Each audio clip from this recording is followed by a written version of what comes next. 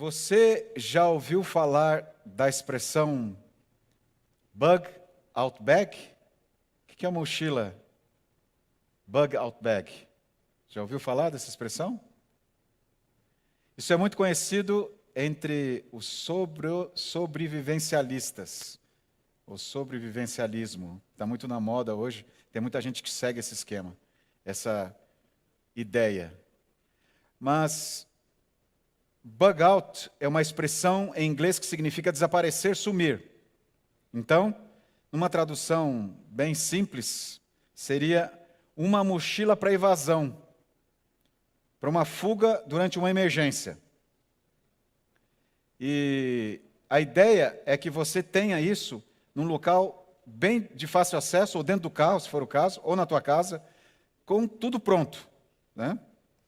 E uma bug out bag é uma bolsa ou mochila pré-preparada para ser usada em emergências onde o operador deve abandonar a base em caso de risco iminente, for a casa ou o carro.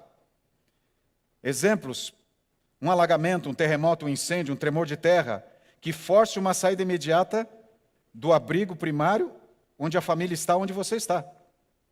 A sugestão é que essa bug out bag é que ela seja preparada para ter recursos para 72 horas. E o que você levaria dentro de uma mochila dessa? Água, alimentação, abrigo, suficiente para, se for preciso, passar a noite, para fazer fogo, fazer comida, filtrar água. Você tem que deixar tudo isso pronto já para alguma emergência. E aqui você está vendo um kit de sobrevivência, ou uma bolsa dessa sobrevivência, que é usado no Japão, ou que o governo japonês, ou as autoridades japonesas sugerem que cada um tenha na sua casa. E pelo que eu vi, a minha família morou lá no Japão um tempo, as pessoas no Japão têm essa bolsa, essa mochila guardada estrategicamente na casa.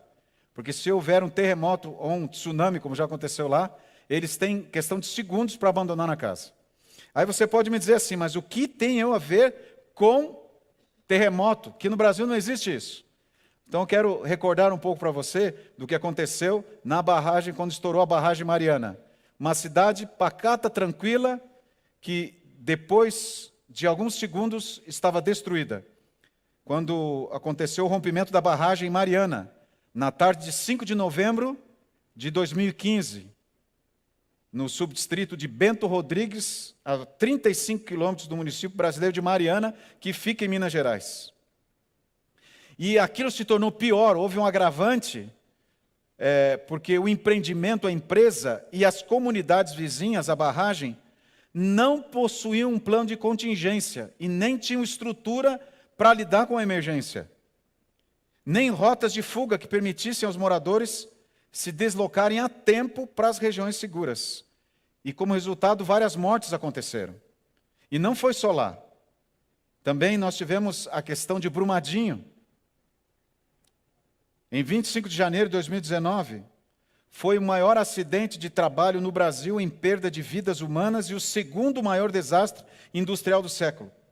Foi um dos maiores desastres ambientais da mineração no país, depois do rompimento da barragem Mariana. E essas pessoas souberam o que significa ter a sua casa destruída em questão de minutos. E não tinham se preparado para agir nesse momento e proteger até a própria vida. Perderam documentos, ficaram sem até roupa para trocar, não tinham água potável. Nós não sabemos em que momento estaremos expostos a uma emergência e precisaremos estar preparados para isso e termos um recurso para isso. Mas a mensagem desse contexto é: esteja preparado e considere prioridades. Nesse contexto isso é muito importante. Agora vamos para o nosso contexto, real e verdadeiro agora.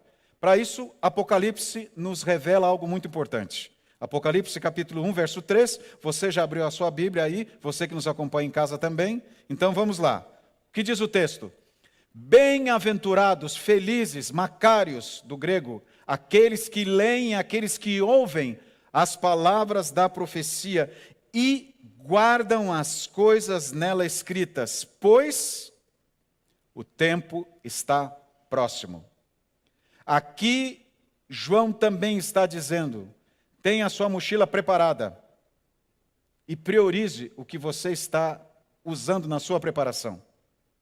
Felizes os que se preparam. Mas o que significa isso para nós, numa realidade bem prática? Avance um pouquinho, Apocalipse capítulo 1, agora verso 17. O mesmo capítulo, verso 17. Olha o que diz aí. Quando o vi, caí a seus pés como morto, porém ele pôs sobre mim a mão direita, dizendo: não temas, eu sou o primeiro e o último, e aquele que vive. Estive morto, mas eis que estou vivo pelos séculos dos séculos, e tenho as chaves da morte e do inferno. Aqui é o encontro de João com Jesus, com o próprio Jesus. E como todo ser humano, João se desespera diante de uma situação que ele não tem controle. Ele está diante de Deus. E ele explica que ele caiu como morto. Ele perdeu as forças, perdeu até a capacidade de controle do próprio corpo. E nessa hora, quando nós perdemos o controle, quando nós nos sentimos limitados, finitos, impossibilitados de resolver um problema ou de lidar com uma situação, nós nos desesperamos. Provavelmente seja assim que você esteja se sentindo agora, ou tenha se sentido nesses últimos dias, desesperado, porque perdeu o controle. Conhecimento, experiência, a vivência não foram suficientes para você se sentir seguro ou segura de que conseguiria lidar com essa situação. João estava assim. Como é que Jesus trata as pessoas que se sentem desesperadas, incapazes ou até mesmo sem força? Como diz João, eu estava como morto. Eu falo para alguém neste momento que se sente como morto, não tem condições em si mesmo de resolver o que é necessário. Olha como Jesus trata João. Diz assim, que Jesus o tocou e disse: João, você está lidando com quem tem poder até sobre a morte. Amém. Louvado seja o Senhor. Você serve um Deus que tem poder sobre a morte e que veio aqui e enfrentou a morte. Jesus morreu numa cruz, mas Jesus não ficou preso à sepultura. E ele diz que ele vive pelos séculos dos séculos, ele é eterno, e tem poder, e tem as chaves da sepultura. João recebeu a informação de um Deus maravilhoso. Mas, o que significa esse encontro de Jesus com João? Então eu quero que você retorne um pouco, alguns séculos atrás, e vá comigo para o livro de Daniel, capítulo 12, e os versos 9 e 10, para você entender esse encontro de Jesus com João e a visita de Jesus a João. Daniel, capítulo 12, o último capítulo de Daniel, versos 9 e 10. Olha o que diz a palavra do Senhor. Ele respondeu: vai, Daniel, porque estas palavras estão encerradas e seladas. Até quando? Até o tempo do fim. Grande profeta Daniel, um servo do Senhor, um instrumento de Deus durante o cativeiro de Israel.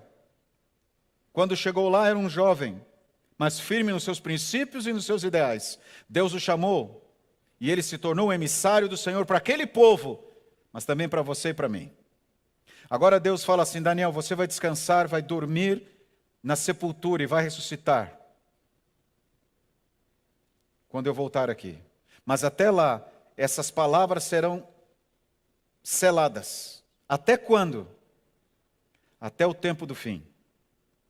E Deus diz para Daniel: muitos serão purificados, embranquecidos e provados.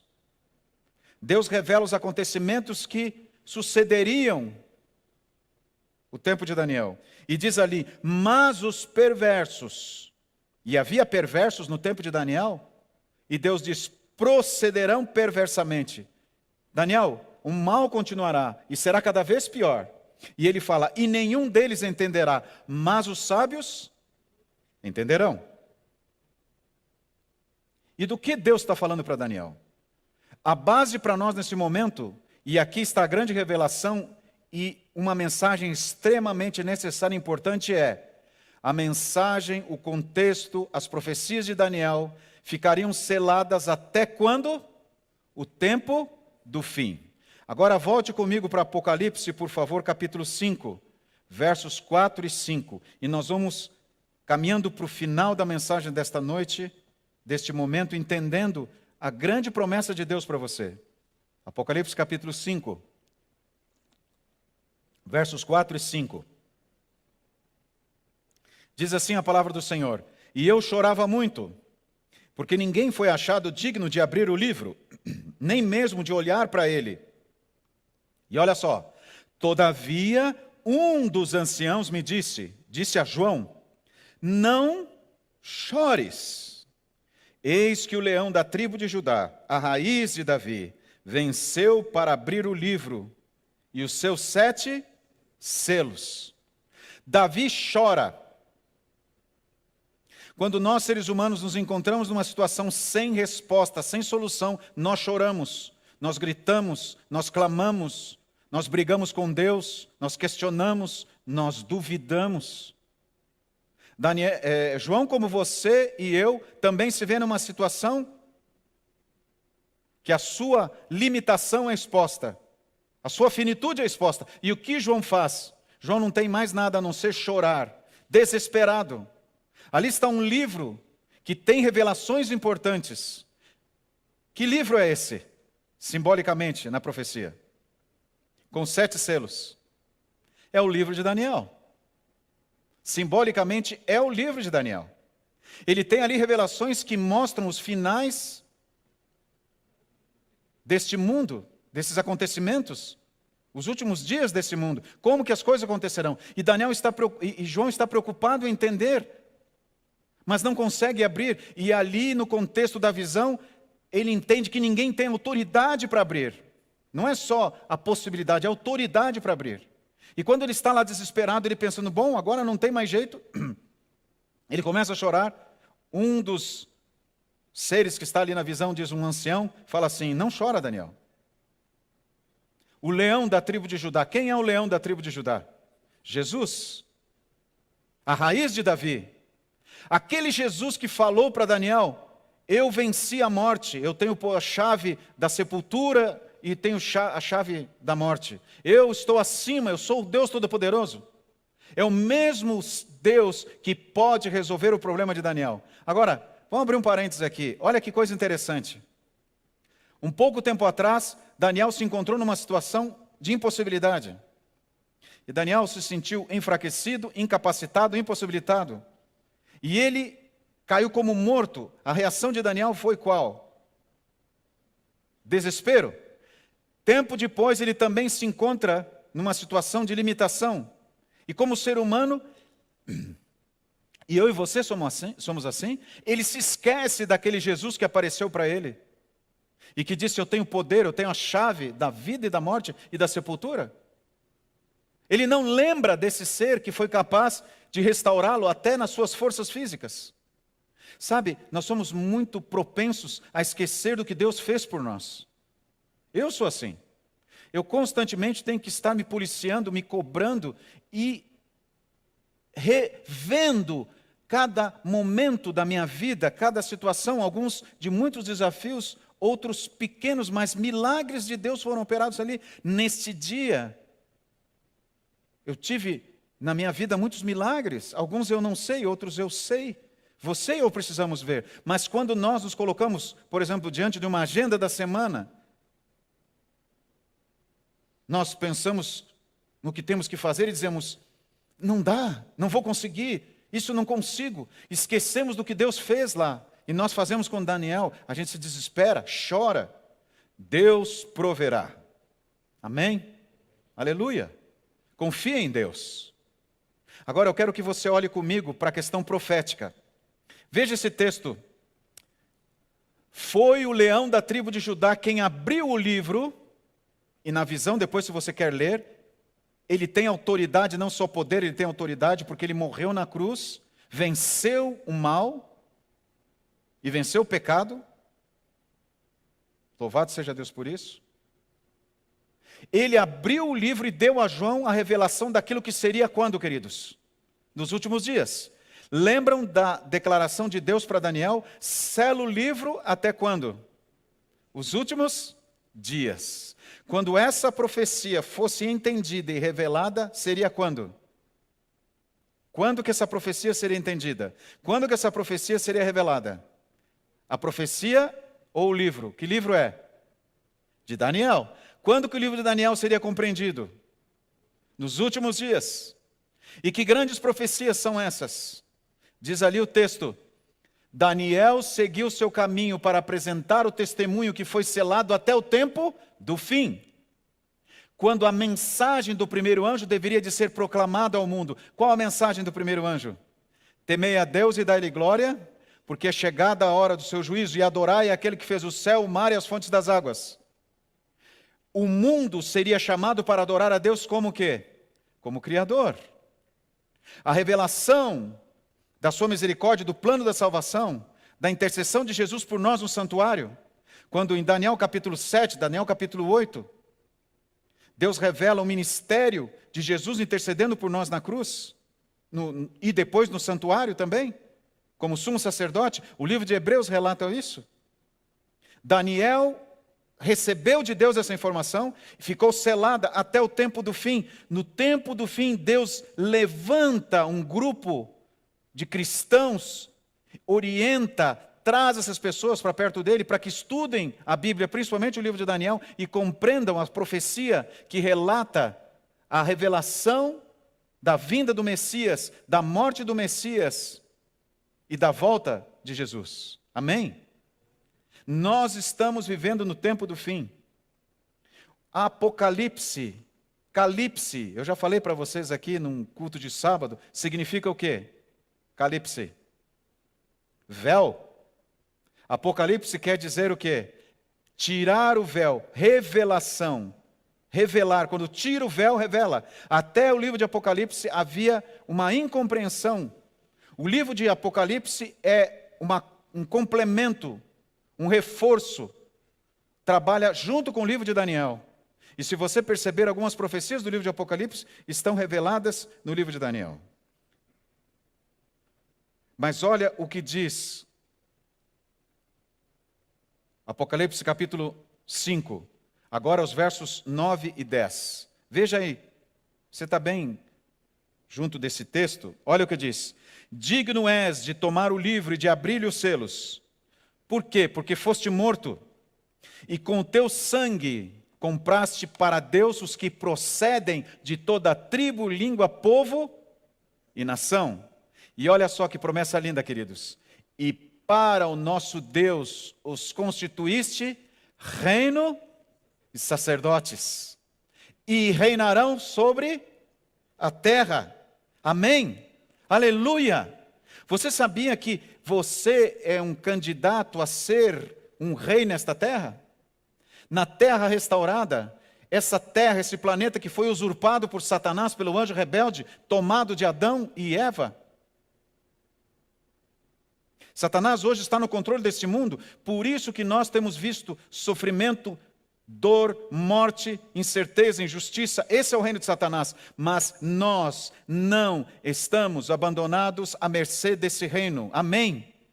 O Cordeiro de Deus que tira o pecado do mundo, o grande leão de Judá, ele do mesmo jeito que teve poder para revelar as suas promessas para um profeta, para um homem chamado João, para um homem chamado Daniel, ele hoje tem poder para destruir o mal, para vencer o mal e para restaurar esse mundo. E ao restaurar esse mundo, ele já oferece para você o privilégio de morar num lugar onde não haverá mais lágrimas, nem sofrimento, onde as coisas descritas lá pela palavra de Deus, nem o olho viu, e Paulo diz, nem os ouvidos ouviram o que Deus tem preparado para você. Amém?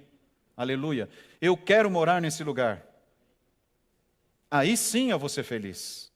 Eu quero morar com pessoas que amam a Jesus e que não trazem mais a marca do pecado. Eu quero ver a minha mãe lá, restaurada.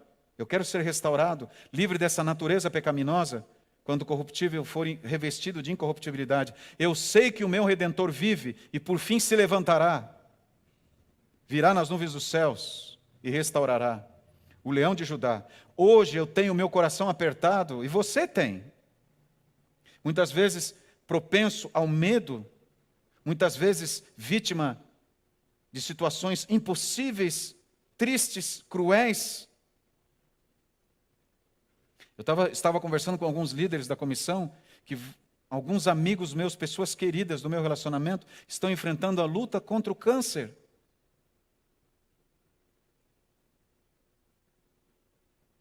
Pessoas queridas, um pastor amigo meu, um grande amigo evangelista, missionário, um homem de Deus, acabou de sair de uma sessão de quimioterapia e agora já fez outras várias sessões de radioterapia e nas próximas 2 semanas terá que fazer várias sessões todos os dias de radioterapia. O pescoço está todo queimado da radiação, mas ele tem que continuar e os médicos já disseram, daqui para frente vai ficar mais difícil. E ontem eu recebi a mensagem dele, eu cheguei no meu limite, eu estou no fundo do poço, ora por mim, eu não aguento mais. Dores impossíveis. Emagreceu tanto, não consegue comer, está com 55 quilos. Outra pessoa que eu conheço, também sofrendo com câncer. Aqui na igreja nós temos pessoas lutando contra o câncer, pessoas queridas. Que mundo cruel, que rei cruel que é esse anjo caído, está destruindo o ser humano, contaminando as pessoas com doenças diversas. Mas este mundo não está entregue ao maligno para sempre. Jesus está chegando. Amém? Jesus virá para restaurar. Mas hoje, neste momento, Ele já pode restaurar a sua vida. Você perdeu as forças, não tem nem mesmo vontade de levantar a cabeça, se sente como morto, ou está chorando porque chegou no seu limite. Você faz parte de uma situação que todos nós fazemos. Mas o leão da tribo de Judá não desistiu de você. Ele tem poder para fazer um milagre na sua vida. O texto do livro Cristo Triunfante diz assim: essas são questões de infinita importância nesses últimos dias. O livro de Daniel foi aberto na revelação a João e nos transporta para as últimas cenas da história. O livro de Daniel foi aberto nos encontros que Jesus teve com João, nas revelações para João. Faz-nos bem estudarmos o livro de Daniel e entendermos o livro de Daniel. Mas neste momento, neste primeiro dia da semana, quando nós estamos refletindo na palavra de Deus, e você que me assiste agora, talvez depois que foi gravado ou foi transmitido este culto, não importa que momento você está vivendo, eu quero te apresentar o leão da tribo de Judá, que tem poder para enxugar as suas lágrimas, que tem poder para vencer o maligno, e tem poder para restaurar a sua vida e a minha vida. E não nos abandonou neste mundo. Jesus está chegando.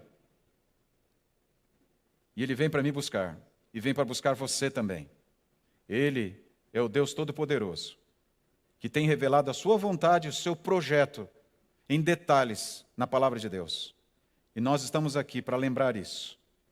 Jesus venceu a morte, venceu a sepultura. E Ele está chegando para buscar você.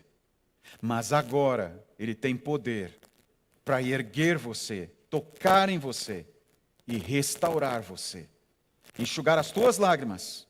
E se for preciso, vá aí como João foi e peça ajuda, restauração, força e consolo. Ele ama muito você. E quer e pode fazer esse milagre. Você acredita? Quer estar preparado para se encontrar com Jesus em breve? Ele vem. E vem para buscar você. É o momento de nos prepararmos e de priorizarmos esse preparo, de abandonarmos coisas que não são necessárias nesse momento. Quando você monta a sua mochila de fuga, você não vai colocar lá um saco de cimento ou os tijolos para a reforma da casa. Nem vai colocar sapato alto ou o seu melhor terno. Você vai colocar coisas que são importantes, porque a fuga, o momento é urgente. Esteja preparado. Deus vem para buscar você. Vamos cantar o hino 464. Se eu não errei o número, é esse mesmo. Não desistir. É isso? Vamos ficar em pé. Você acompanhe conosco esse louvor. E eu te convido para quarta-feira a gente continuar estudando a palavra de Deus.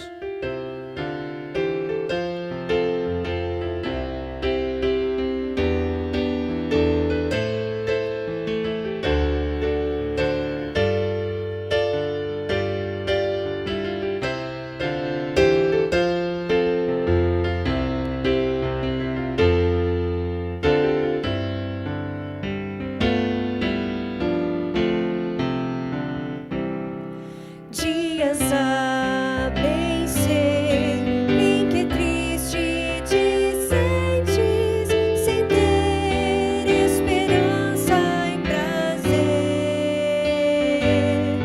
Mas existe alguém que promete ajudar-te e forças a alma trazer. Não desistir.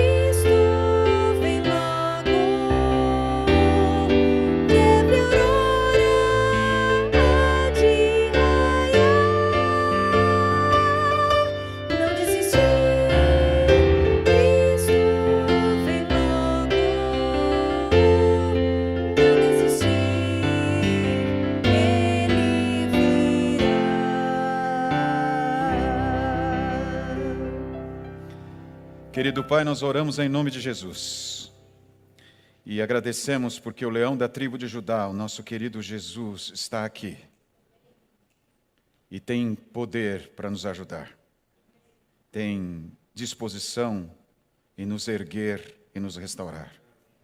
Neste momento nós queremos colocar o nosso medo diante de Ti, a nossa angústia, a nossa impossibilidade. Talvez um pecado, uma tendência que tem nos separado de Ti. Livra-nos, Senhor. Trazemos a Ti a nossa limitação física, emocional, a nossa doença, circunstâncias que já nos limitaram, já fugiram das nossas mãos e não conseguimos lidar mais. Tu ajudaste a Daniel, Tu fortaleceste a João. Faça esse milagre em nossa vida. Nos leva em paz e nos dá a alegria de servirmos a um Deus bondoso que se preocupa conosco. Em nome de Jesus. Amém. Que Deus te abençoe e te dê muita paz.